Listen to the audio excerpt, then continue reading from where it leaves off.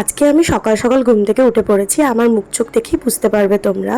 এখন বাজে 8টা, আর এটা আমি সকাল সকাল বললাম কারণ এত তাড়াতাড়ি আমি আমার বাড়িতে উঠি না। মার বাড়িতে উঠে পড়ি কারণ এখানে যেহেতু সবাই উঠে পড়ে। তো সকাল সকাল আমি আমার বন্ধুটার বাড়ি এসেছিলাম কারণ ওর আজকে বার্থডে সেলিব্রেশন হবে। সকালবেলা ঘুম থেকে উঠেই বিস্কুট মুখে দিয়েই চলে এসেছিলাম ওর বাড়ি, কারণ আজকের পুরো রান্নার দায়িত্বটা ছিল আমার।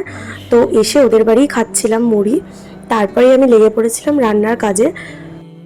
সেইভাবে ভিডিও করতে পারিনি কারণ কি রান্নাতে বিজি ছিলাম। তো একটু যা হোক করে দেখানো গেছিলো, আর লাইটের অভাবে তেমনভাবে দেখাতে পারছিলাম না। আর ওর বাড়িটা আমাদের বাড়ির পাশেই, একদম মানে পুকুরের ওই পারে, একদম কাছেই ছিল। ও হচ্ছে আমার একদম ছোটোবেলাকার বন্ধু। ওর একটাই আবদার ছিল, সেটা হচ্ছে ওর বার্থডেতে যেন আমি গিয়ে রান্না করি। ও বলেছিল আলু বিরিয়ানি আর চিকেন কষা বানাতে, ওর কথা মতোই বানানো হয়েছিল। ওর বাড়িতে দুপুরে খাওয়া দাওয়া ছিল, আমারও নেমন্তন্ন ছিল, কিন্তু আমি ওর বাড়িতে যেতে পারিনি। রান্নাটা করেই আমি একটু বেরিয়েছিলাম কারণ আমার আরেকটা নেমন্তন্ন বাড়ি ছিল যেখানে কালী পুজো হয়েছিল, তাদেরই পরের দিনকে খাওয়া দাওয়া ছিল আবার। তাই আমি আমার বন্ধুরাকে বলেছিলাম যে আমি রাতে তোদের বাড়িতে খাবো, আর আমি ওই কালী পুজো বাড়িটাতেই গেছিলাম। তো এখানে তাড়াহুড়ো করে খাওয়া দাওয়া শেষ করে আমি আবার ওদের বাড়িতেই গেছিলাম, মানে আমার বন্ধুটার বাড়িতে গিফট নিয়ে, কারণ সন্ধেবেলা আবার ওর বার্থডে সেলিব্রেশন করাচ্ছিল। তাই জন্য আমরা সবাই বেলুন ফোলাচ্ছিলাম, ঘরটাকে সাজাচ্ছিলাম।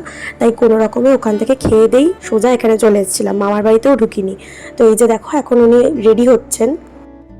এখন বেজে গেছি 6:30, আর ওনার এখন রেডি হওয়া শেষ হয়নি। আর এদিকে ওর বোনকে আমি রেডি করাচ্ছিলাম। ওদের দুজনের একই দিনে বার্থডে নয়, সেলিব্রেশনটা একই দিনে হচ্ছিল।